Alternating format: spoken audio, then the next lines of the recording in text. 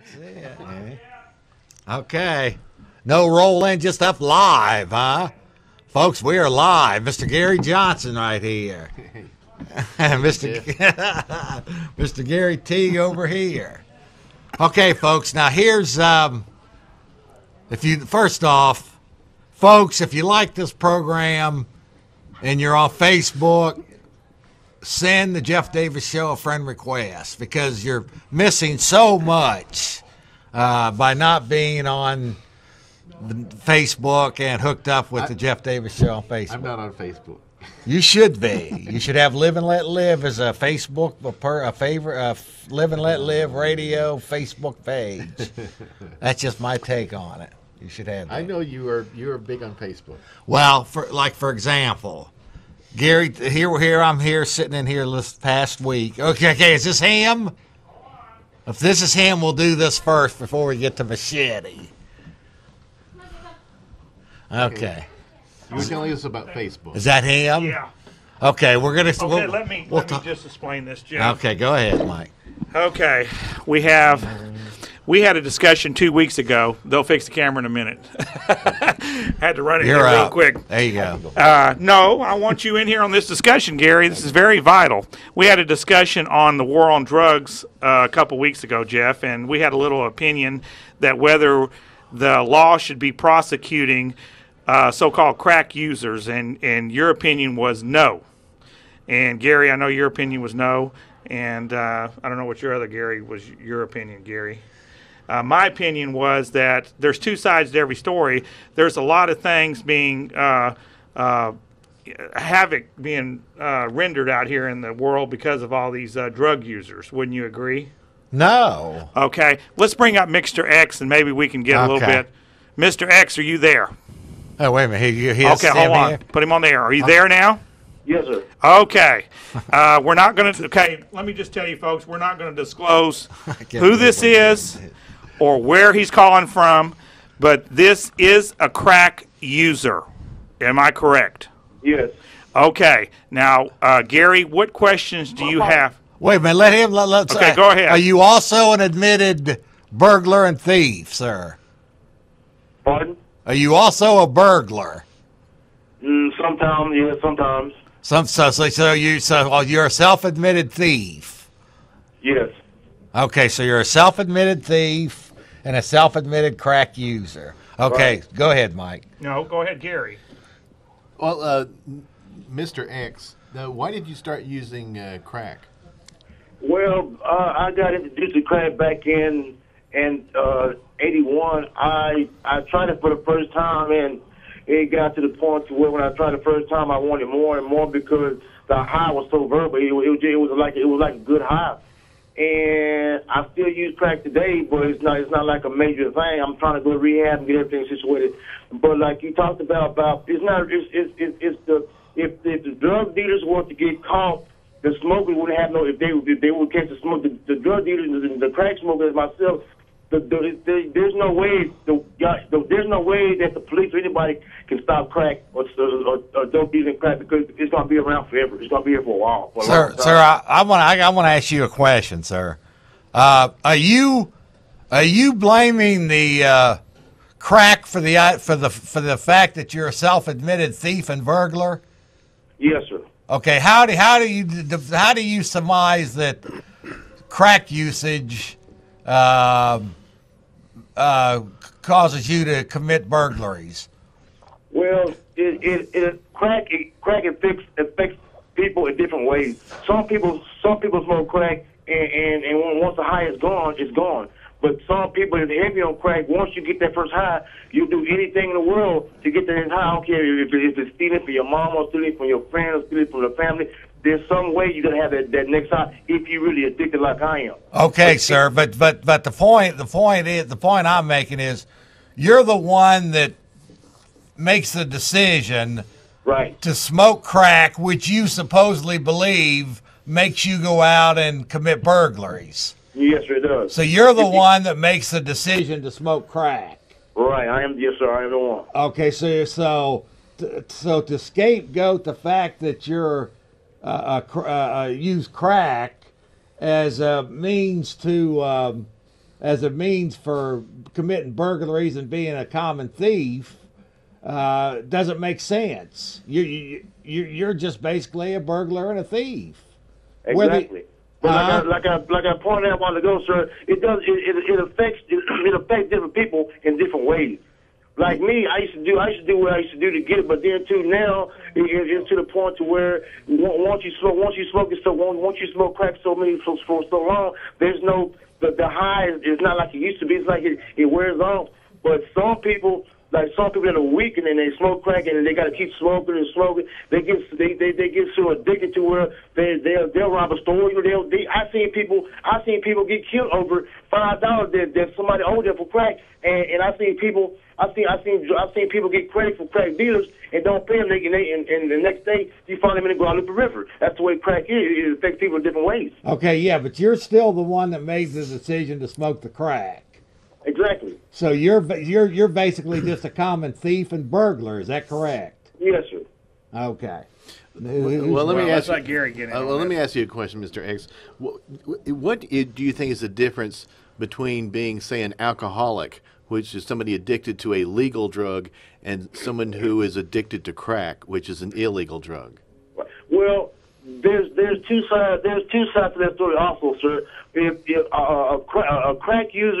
a crack user and an alcoholic are like they're like running a race, because alcoholic lives on one thing. You got to drink every day, and you got to have that high. And if you don't have that high, like when you smoke dope, if you smoke crack, if you ain't got that high, it's just you got to go do what you got to do. Just like a person alcoholic, people wake up and the first thing that people do in the morning is wake up and get a beer. And when I wake up in the morning, I got to go get my drug. I got to go find a way to get my drug. If I don't do that, I'm not going to be right. Mr. X, I got another quick question.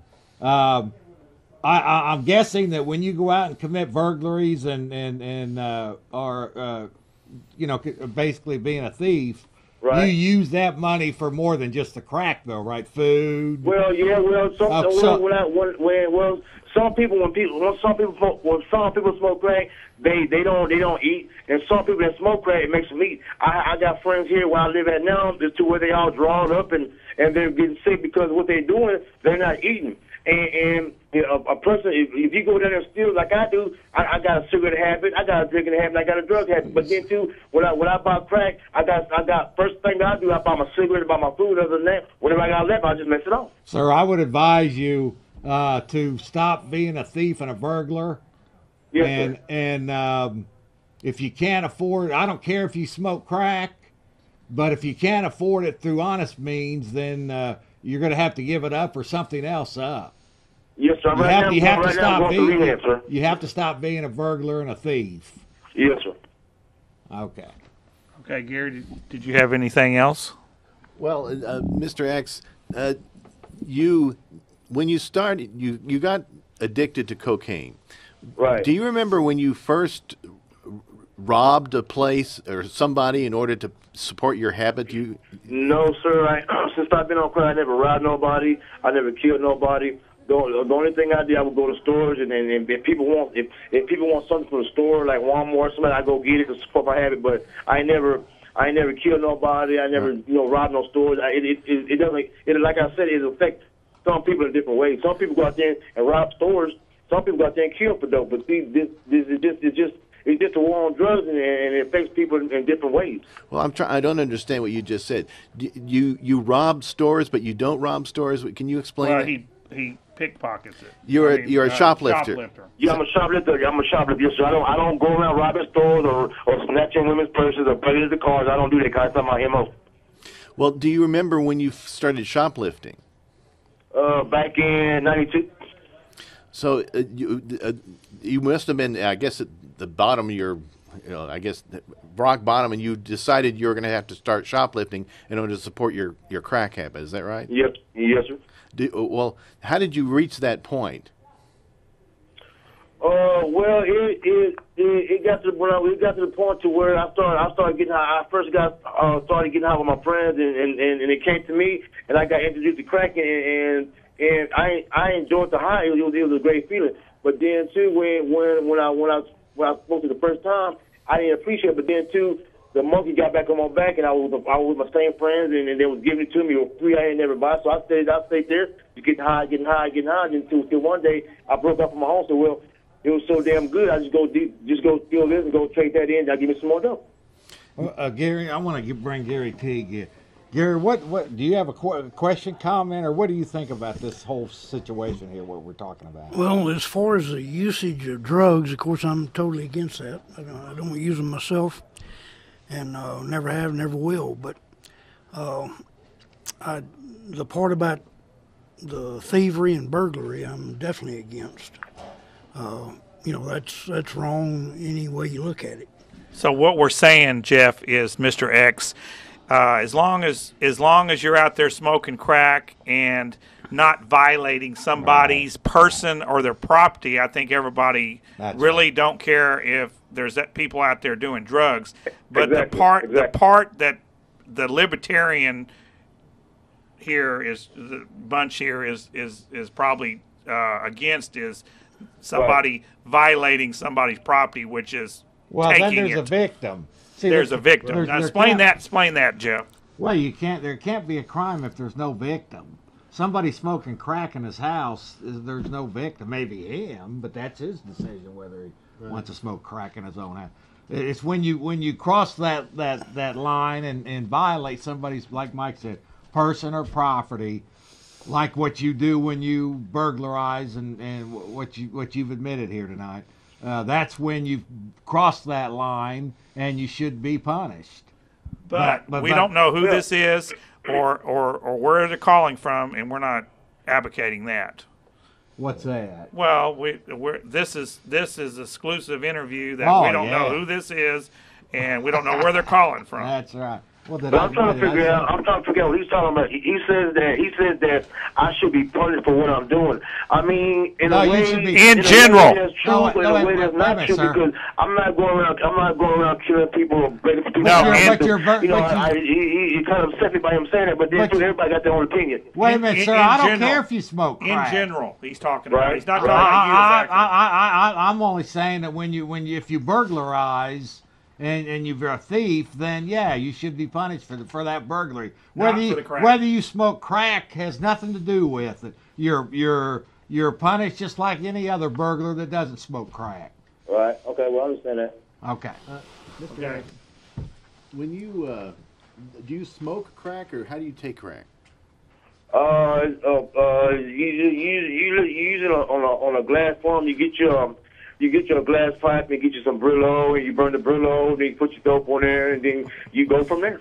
Okay. I told you learned something tonight, Gary. The reason I asked this is when you are on crack, what do? Do you just sit in your living room, or? No, I do not smoke crack at my house because I have my mom here and I have my kids here. I don't do that at home. Okay. I go out, do what I gotta do, calm down, and I come home. Okay. Well, I'm asking, do you? Going to this thing that Mike and Jeff are talking about, are you harming anybody while you're on crack? No, sir. Never have, never will. No, sir. No, sir. I get what I get. I go get high with my friends, calm down. I come home, and I'm not gonna come home and beat the wife up or beat my mom or steal from my mom, steal from my wife, because it's not that serious with me. It's not that serious. It haven't got that serious to the point yet. That's why I'm trying to do what I gotta do to go rehab to stop before it does get serious. Well, sir, the only problem I see is that you're being a thief.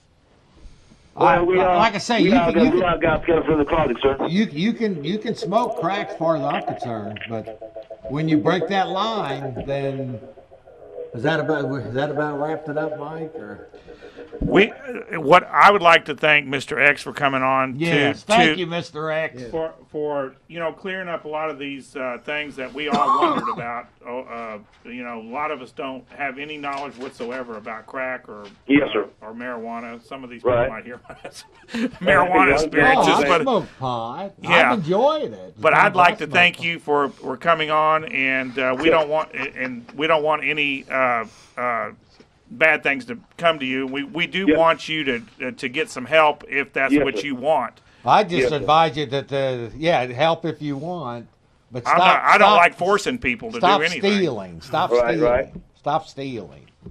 All right, sir. Thank you. In this country, as long as you don't violate somebody or somebody's property, you're free to do what you want. Supposedly. Supposedly. But see, this is the whole problem, Jeff. That what's going on here, that it leads to other things, and that's why the public's against it. Right, Gary? And Well, I don't know what the thank you, public- Mr. X. You have a good. God bless. Thank you so much. Go get your Well, money. that now. was definitely There's a difference between the public and the politicians. Now, and just to disclose, I had to pay for that interview, Jeff. $22. He'll probably smoke it up and crack in a minute. Okay. Well, I had to. it definitely was an exclusive. Yes, it was. Definitely an exclusive. What do you think? Definitely. Checkbook journalism. Okay, now is Wanda there for the stills? Okay. Sometime I think this is Monday, right? Sometime like Thursday or Friday. Now we're gonna get to Facebook, checking out my Facebook page, and pop there's some still photos that Mike Moore got from the Machete DVD. Now Machete, right there I am, a dead militia man. And there's the whole scene. Don Johnson there. What, the one in the bright? Yeah, one with the pistol. So, Jeff, you were in this movie. You didn't And there's know Gary it? Teague. Well, I knew I'd worked in it, and some of my friends that had watched it at the theater said they didn't see me in it. So I thought I was just basically, On the shut cutting room out. floor, yeah. But the DVD comes out, and there I am. So thank you, Robert Rodriguez, for hiring us Amen. and getting us in, giving that little appearance in there. Were the militia the bad guys? I don't really know because I haven't. Were they the bad guys? We were.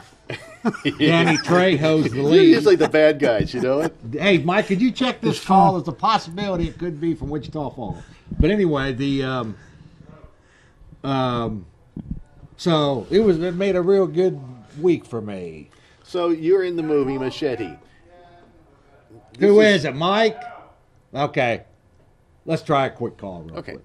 Welcome, you're on Worldwide. Yes, hi. Hi. Always enjoy your show. I just happened to tune in, and I wanted to speak on a certain subject and see what you have to say. And it's about Fine. the prison system, the federal prison system, and how they don't let people vote who's been convicted of a felony, but yet those people are counted in the census as part of the electoral. So it seems to me whoever has the most people in the prisons would be the most powerful in having the most electoral votes. Have you ever given much thought to this? I have not. So it's interesting. So you might have a district that had a federal prison in it. It'd have a lot of people there. They would be counted in the census, but they wouldn't vote. But the people who lived in the town around it, their votes might count 2 or 3 times because of the difference between the census count and the actual number of registered voters. Is that right? Well, actually, the electoral system would mean that more people would be representing that district, It'd be a smaller congressional district. so that even though these people are in prison, disenfranchised, and can't vote, they're still counted towards the electoral amount of people. So if a place had more prisons, they would eventually have more representatives in the electoral process. Sir, I'll give you my. I don't know how Gary Johnson feels about it. I think Gary Teague would probably disagree with me, but I, for one, have pretty much given up all hope that we're going to have any type of political change through voting. So it's just not something that I think too much about. What do you think, Gary? But if we don't do it that way, Jeff, how are we going to change We're things? just having shows like this, getting stuff up on the internet for people to But- ideas of liberty and ideas of. you know. I think that's a good way, what we're doing here and other ways of media, but still the numbers show that people still do not come out and vote. Yeah. And we got all this because information. they don't think that it's going to do any good. To get those people back their vote would be something important. So you're talking about people who have been in prison, served their time, they are released, and you want them to have the right to vote. Are you talking about people who are still in prison being able to vote? I'm talking about both, that the right to vote should never be taken away. because especially in the case of the system now, and this came up in when slavery was in the South, they had more people, but they were disenfranchised. Right. That's in the Constitution. That's part. Right. The 3/5 issue is in there. Yes.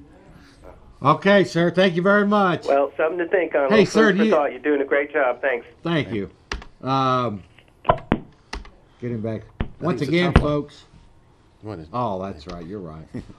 Once again, folks, Facebook, Jeff Davis Show. Got those stills up from Machete. Who's this? What's this here now? So you're in Machete. What do you? You're in the militia. Now, by the way, that had an all-star cast. Not only did it have myself and Gary. It had other stars too. Yeah. There was people below the title too. There was Don Johnson and Robert De Niro, Lindsay Lohan. You were telling me about Lindsay Lohan. Yeah, well, I worked with her. Yeah, in Machete. Yeah, I worked with her in Machete. Yeah. Michelle. This is. Have you seen our little?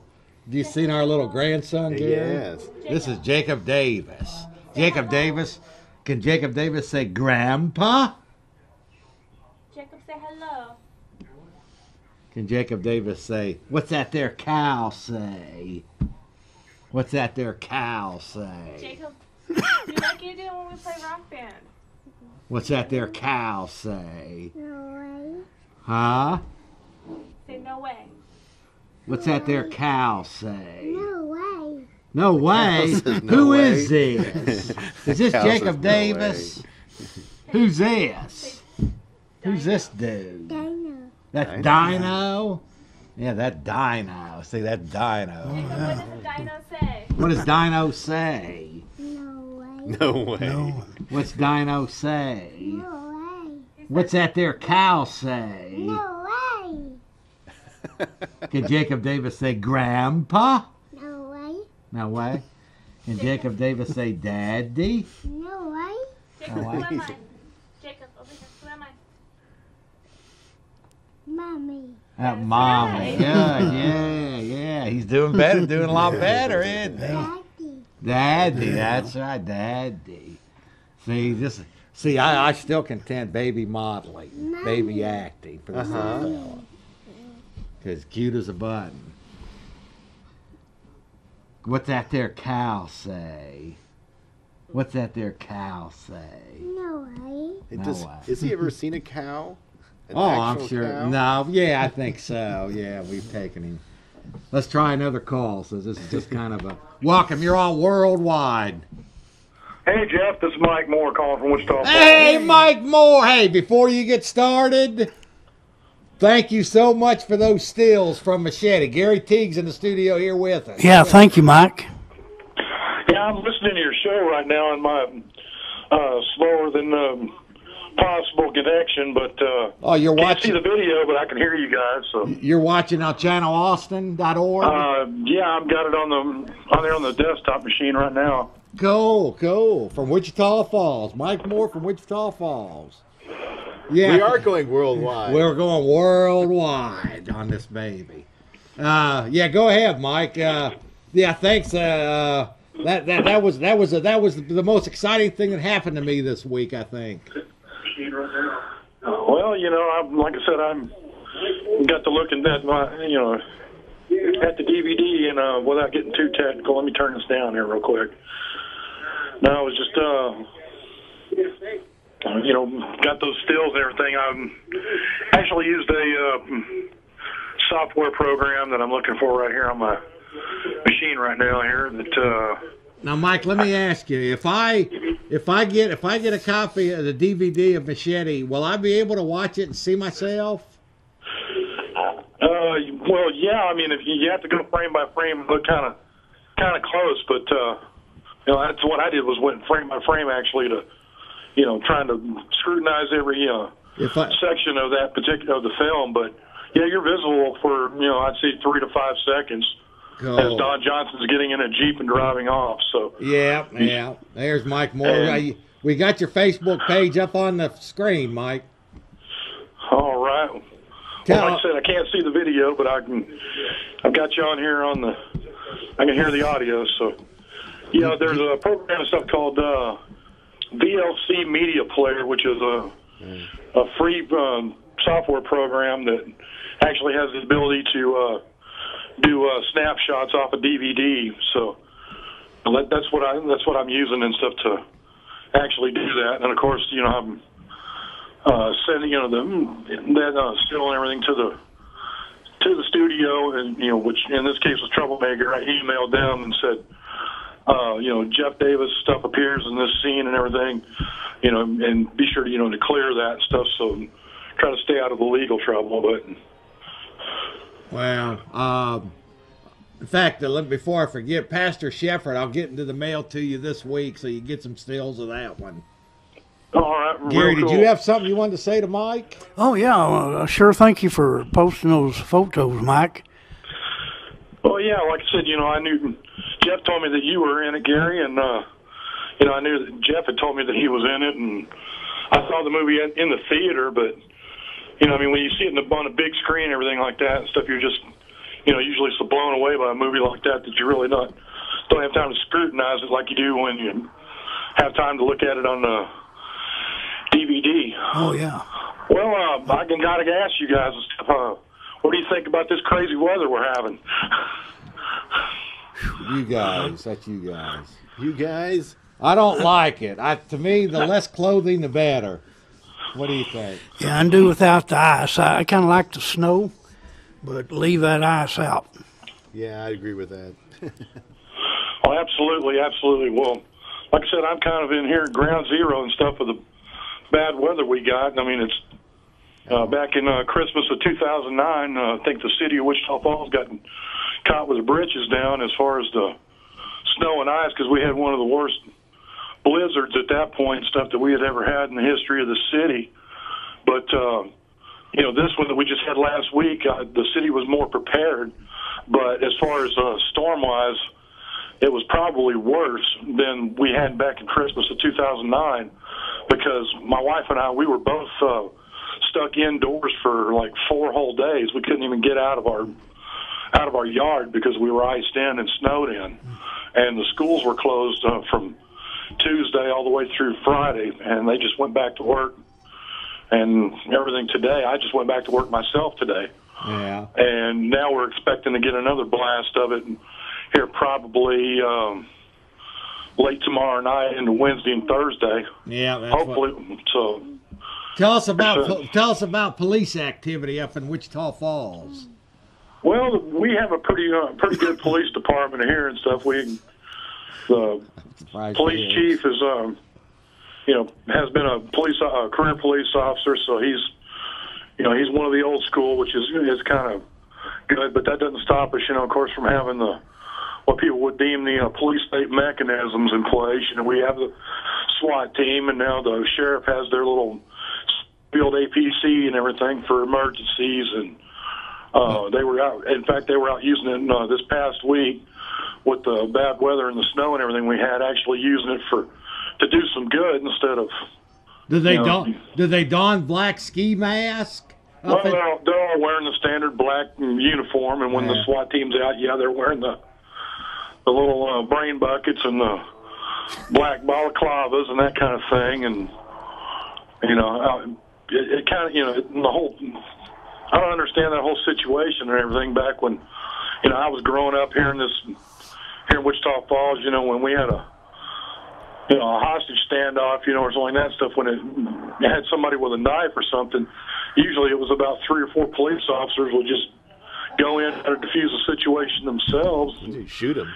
And try to take care of it. Now, there you go. Anytime, we have, that's perfect. I don't know, a kid with a paper cut, with a paper cut and somebody, holding a damn razor blade and stuff, now requires an armed response of 30 more officers and stuff. I just think the whole thing is kind of ridiculous. We've gotten into this swarm and horde mentality, that's well, you meant when the I way talk that they have to do it, and I think there's a much better way if they would treat people like human beings and try to, talk to, at least try to negotiate with people and stuff to get them to, get out of the situation themselves, and stuff. I think the police would be better off, and it would be more. I think the people would trust them more and stuff. It's the whole, we have to have an armed response of overwhelming force, that's really scared people to death as far as the police are concerned anyway. Yeah. Well, when you have a hammer, everything starts looking like a nail, and they've got the equipment, and they've got to use it.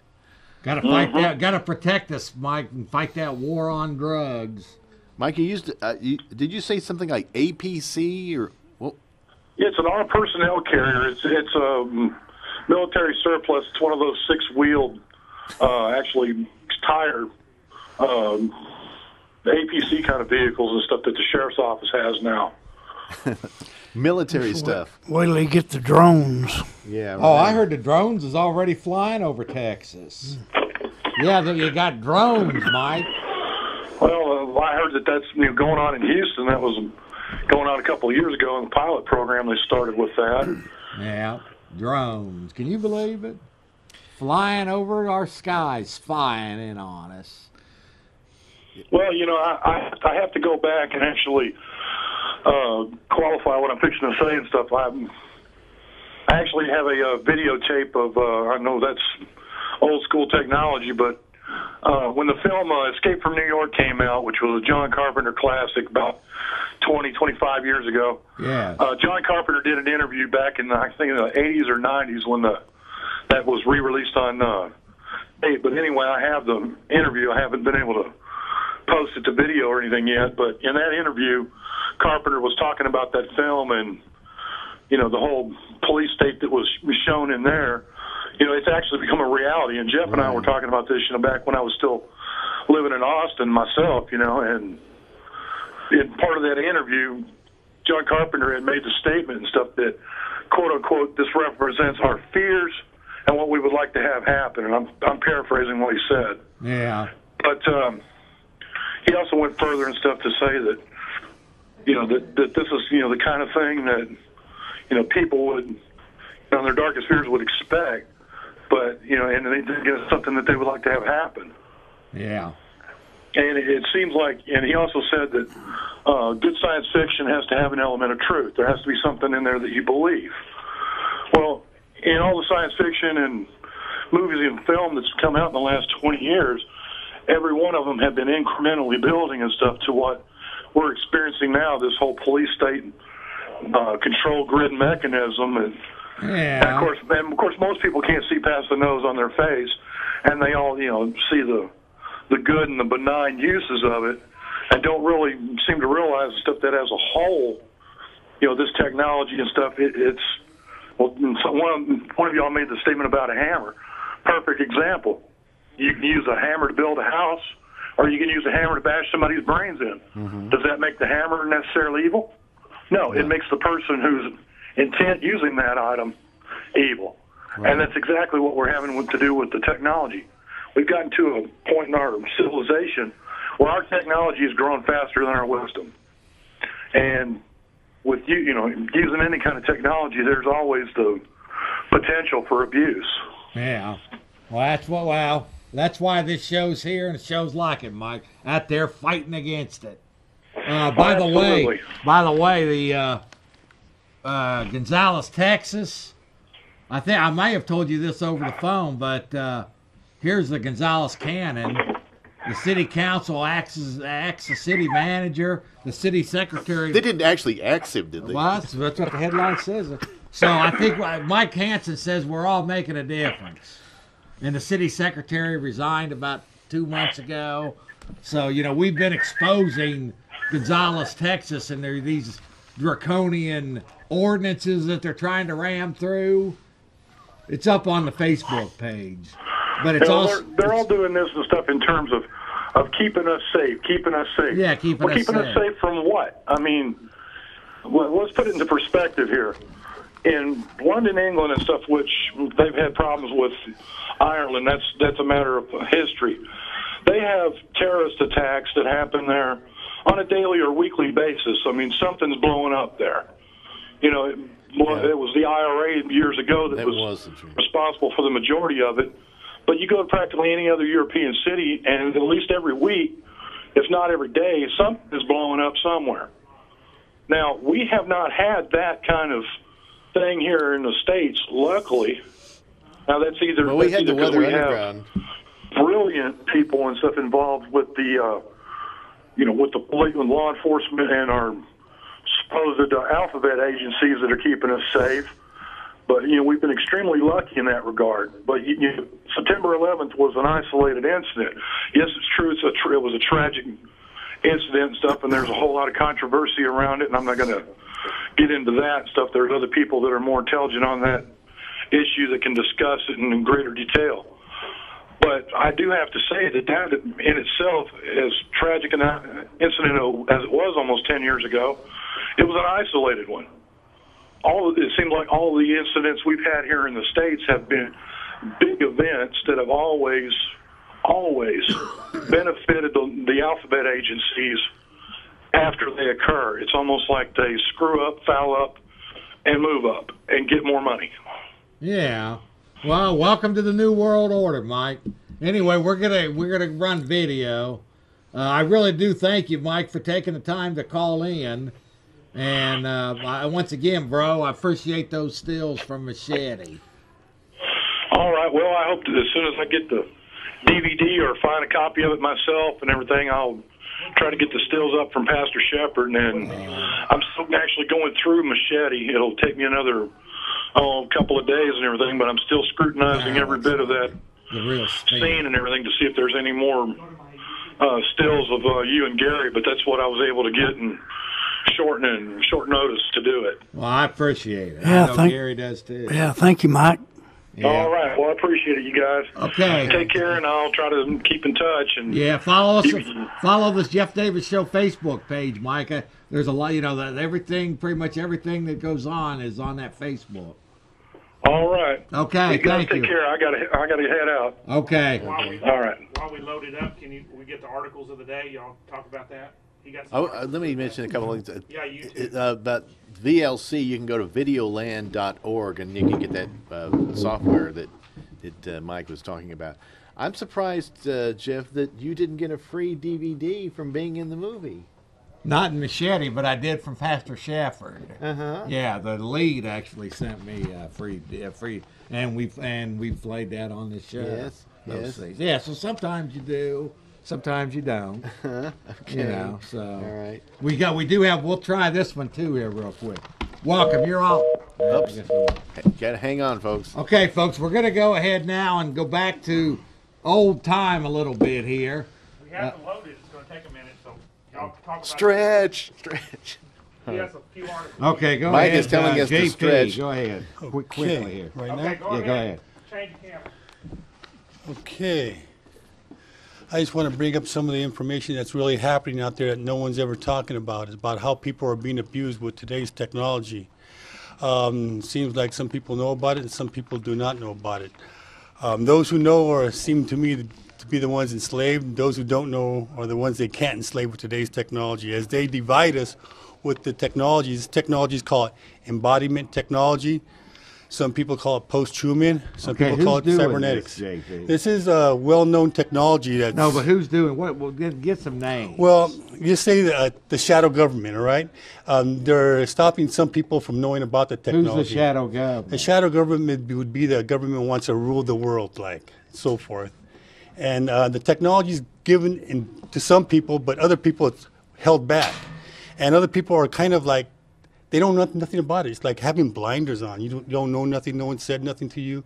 And it's all around. They're writing books on it. Here's a book right here called Becoming Virtual.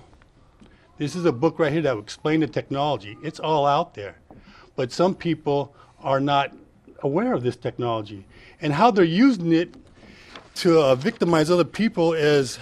Yeah, how are they how they're using it these days. They want to put an intelligence on a person that supersedes all authority and have someone run around in the virtual around them. Well, I do know for a fact that the government now, police and investigators, they are putting GPS tracking systems on people's cars. Well, I've complained about this. I'm being virtually assaulted. I mean, having stuff shoved down my throat, coughing uncontrollably because I'm getting gagged, or someone squeezing my genitals, or doing something, that shouldn't be done to you.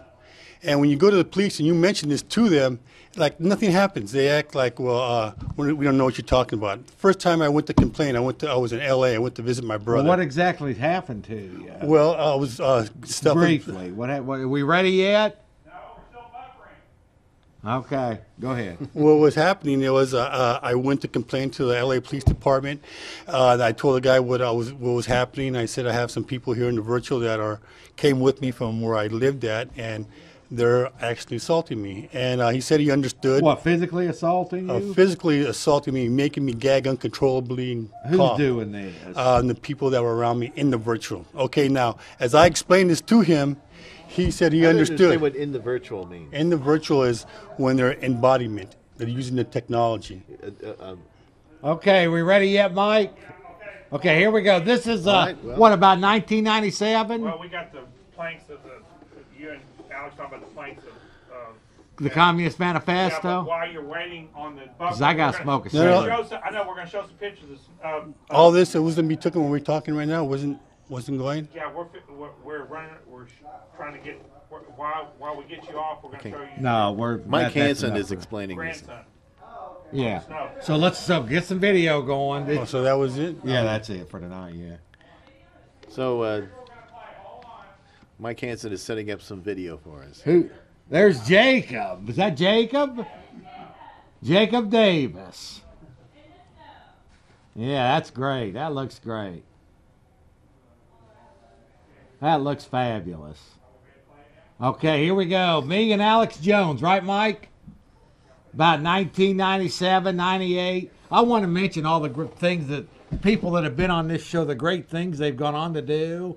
Alex, Mike Hanson, Gary Teague. My son is known as The Rock down here. Without him, none of this is possible. TV, radio, acting.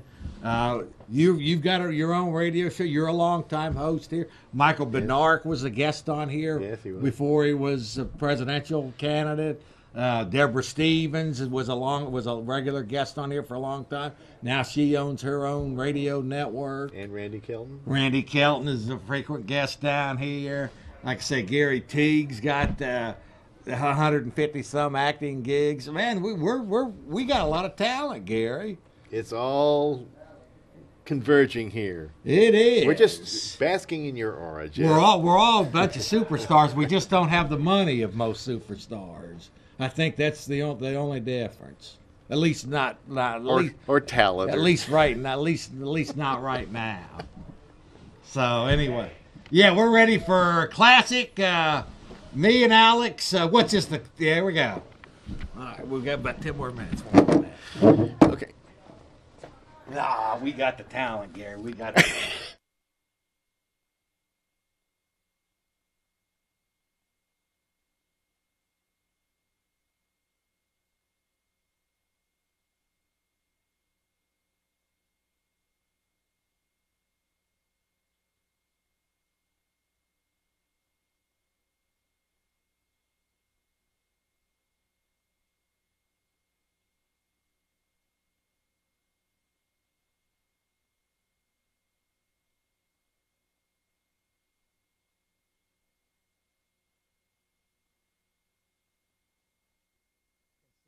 That's very, like I say, this is basically a political and economic system of Europe from the 9th to the 15th century based on the relation of lord to vassal as a result of land being held on condition of homage and service. Right. Communism is a way of life that is contrary to most teachings of the Bible and that of common law as our beloved country was founded on.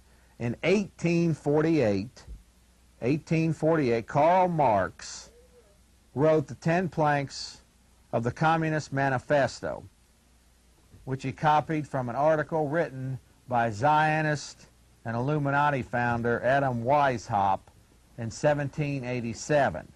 Now, this is the feudalism from Webster's dictionary. You can see that. That's very, like I say, this is basically you don't own your land. It's an illusion of ownership. You're actually renting your land that you believe you own. And you know, Jeff, if we were all ants and bees, this would work just fine. The problem is in one of these systems, corrupt individuals always foster this system so that they can have an excuse politically to control your destiny and your life. And remember, again, communism is a movement of the economic elite, not of the downtrodden masses. Okay, the first plank of Karl Marx's Communist Manifesto is the abolition of private property and application in the hands of the state. Basically, it reads here, as in the old law of Moses and in the first 150 years of America. Remember, this wasn't always here. When you own your land, you had absolute title to the land, and no other party can lay claim to it. A person's home is their castle. Right. Today, we have what we call a 99-year lease. The state can confiscate your land for non-payment of taxes. So this is plank 1 of the Communist Manifesto. Plank 2, well, we're going to be getting into more of that. This also deals with permits, land fees, having your land declared a floodplain. Now, Jeff, I want to back up. No, let me just mention floodplains, property taxes, permits, all these UN takeovers, all the different ways that the government or some form of government is controlling your property. Well, go ahead, Alex. Well, I just want to say that this is a local manifestation of what we're seeing under the guise of environment, and it has nothing to do with the environment. It has everything to do with revenue generation. Right. And the key term in all of understanding all of this. Yes, and the secret to the whole thing of it is that taxes ought to be on what you consume, like a sales tax or something like that. They should not be on your home. Let me just mention, before 1913, the national government was founded strictly on tariffs and trade. Yes. Most people have no conception of that. Well, that's how every other successful country runs their trade, and it creates thriving economies. Now we're a huge debtor nation because of the income tax and the unelected, unaccountable IRS. There's no innocent until proven guilty. There's no due process, something very simple like due process with the IRS. That just doesn't exist. And we're going to get into that. Well, before you do that, let me just read this, because you led right into plank number 2. Second plank of Karl Marx's Communist Manifesto, a heavy progressive or graduated income tax. We all know that we have an income tax in America, and the more you make, the more you are taxed. The income tax on the working individual was instituted in 1942 by the president of the New York Federal Reserve Bank, Mr. Beardsley Ruml, with the backing of FDR. Now, I want to back up for a second. People probably heard that the more you make, the more you pay. That's up to about 200, 300 grand. If you're a Rockefeller or a DuPont, you got to be in these super trusts that got knocked out about 1903. They got to grandfather their trust to where they get to keep all their wealth, put them into trust and foundations, and then their wealth only grows. In fact, when a Rockefeller dies, they die worth nothing. Their wealth goes to their family. When a normal person dies with $100,000 in a home, the state gets about half of it. Plus, many of these people have hidden assets in Swiss banks and all this, which we will never know. That's why they never show up on the Forbes. The Forbes 10 most wealthy individuals, because their assets are hidden. If you believe Bill Gates, worth $26 billion, is the richest man in the world, you've got some ice cream to sell people in the North Pole. Exactly. Okay, now plank number 3, folks. The third plank, the abolition of all right of inheritance. Actually, I got some mining stock. Okay. The abolition of all right of inheritance. Now, this is in the old law of Moses. That's for us, not for them. Old law of Moses, in the first 150 years of America, there was no inheritance tax. In the law of Moses, land was transferred to the eldest son absolutely. In the first 150 years in America, inheritance and your assigns was also absolute. There was no third parties involved. A marriage license makes the state a third party to the marriage. If you are an alien, you cannot have right of descent. Thus, the state has an interest which must be paid when one dies. The fourth plank of the Communist Manifesto, the confiscation of property of all immigrants and rebels. And we're going to, and this tape will illustrate this. Some people, SWAT teams, whatnot, businesses are closed, homes are closed. Let's get a close up. Okay, so These are the we're working actually people. seeing. Okay, now number 5, Communist Manifesto. This now we're going to need a close up of this. This is who makes sure you pay, right here. All right, that's who makes sure. Now, number 5, centralization of credit in the hands of the state by means of a national bank with state capital and exclusive But monopoly. remember, these Right are here, hold on. These are controlled though by the transnationals who are bigger than any one country. Right, but right here, folks, is a good example. Well, actually, let me If you're do for this. communism, Let me you're do for the this. ultra corrupt rich. Let me do this right there. If we can get a real good, can you focus in on that, or is that? This is where your tax dollars go. Right there, it is. That's your national bank here in America. Well, tell us a little, just briefly about that. Well, it's a gigantic money trust established in 1913, and for their full slavery to be enforced now after 84 years, they have to totally destroy private property under the guise of environmentalism or this or that. Okay, let me go to plank number 6. I'm going to get through these planks, even if we have to cut out some of this later stuff. Okay, number 6, the centralization of the means of communication and transportation in the hands of the state.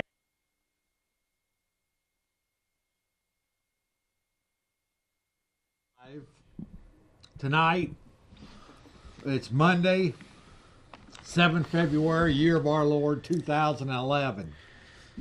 The Bakehouse after show get together, 5404 Manchaca, from 9:30 to about 11:30 p.m. tonight.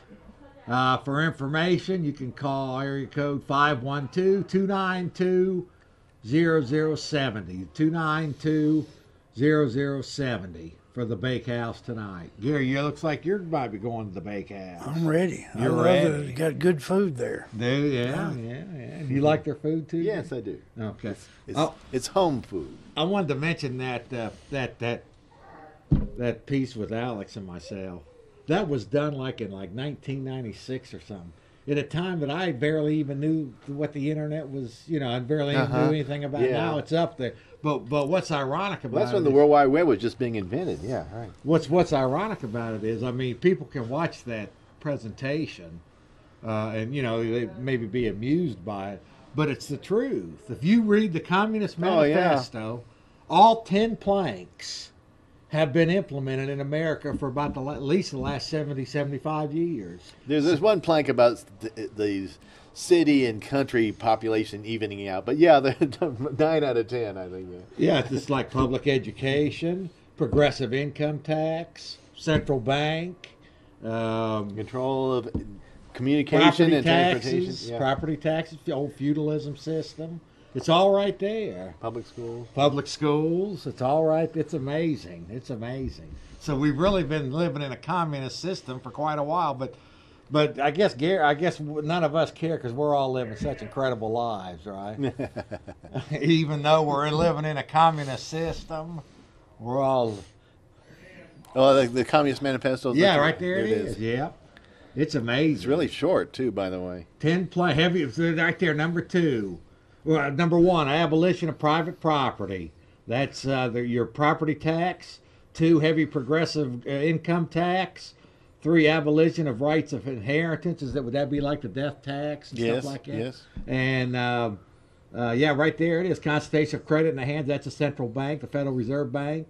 That's amazing. See, it's amazing, isn't it? Yeah, just right there in front of us. Yeah. That's it. So It's Fabian socialism. They're doing it gradually. Was McCarthyism right? McCarthy was right, by the way. You think so? There were communists in the State Department. In fact, I think we know their names now. Before we forget, Gary Teague, get a shot of Gary.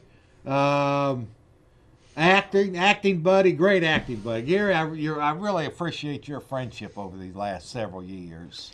I know you've gotten me into different acting projects. I've gotten you into some acting projects. And Gary T, over 150 acting gigs? Yeah, counting TV, about 200 total. Yeah, because of about 50 episodes of Friday Night Lights, something like that. Yep. Google Gary Teague. Gary Teague, just Google GARYTEA. Right there. Right there is Gary's Facebook page. Oh, wow. There it is. Perfect. Beautiful. Perfect. Beautiful. Yeah, that's fabulous. And Google Gary Teague. Catch him on Facebook. Suit and a tie. Can we plug my son? He's Yeah, go ahead. Johnson. Go ahead. Leave that back up a minute. Go ahead, Gary. My son John, my oldest son, he'll be getting married this year in November. Cool. Up in the Metroplex. Oh yeah, the one who lives in Flower Mound. Yeah, cool. And he's getting married in another country. He loved it when they went on vacation, and so he's going to get married over there and then come back to the States and have a ceremony here. Fabulous. Get some video. We'll play it on the show. Oh, okay. Yeah. And also you can reach Gary Teague on imdb.com. imdb.com. You've got an impressive resume up there. Thank you, Jeff. Yeah. And I'm rooting for this guy. He's out there. I kind of figured out. He's out there fighting like I am to get what we want. And also to my right, Mr. Gary Johnson, who has longtime host of the Access show Smash the State. Yes. Smash the State for many years. And you also did some Live and Let Live. Yes, and I should point out that Live and Let Live, which is on Sunday nights at 8 p.m. on 90.1 FM, we had Mike Hanson and Nate Thomas on the show a little over a week ago on January 30th, talking about the situation in Gonzales. And actually, they brought us up to date on a lot of things, because this wasn't just in Gonzales. This is Agenda 21, and the state. What is Texas Historical Commission is all in on all this? Yeah. So it's a big plan. It's not just in Gonzales. It's in counties all over the state, and they're fighting it in Gonzales, and maybe they'll stop it there. But it's all kind of under the radar. It's kind of stealthy, and it's a big plan. It's not just some local people saying, let's have this heritage protection ordinance. It is something where the state is pushing it. And actually, they're getting federal funding, and it's all grants. It's all money driven. Yeah. And I know Nate Thomas thinks it's just an attempt to take away the local boards and commissions. Come here, Jacob. Right. We'll get him in here for you. You can go to ruleoflawradio.com and look at the archive and check out the Mike Hanson, Nate Thomas interview there. Come here. You don't want to come on? Okay, folks. So that's just about it. I want to thank everybody for being here. Another solid broadcast. Like I say, folks, we've got a lot of talent. We thank Mr. X for calling in. Yeah, we thank Mr. X. What do you think of Mr. X, Gary? Yeah, that was a good interview. One more with thing. him. Go ahead. Your other guest, he wants to get his email out there. Go ahead. It's right there. JP. It's right there. It's right there, Jeff. Oh, it's up there now? Yeah. Okay. Technology JP. And we hope to see all y'all at the next at the Bakehouse here in about a half hour. And we are scheduled live again next week. Bye, everybody. Love you. Bye.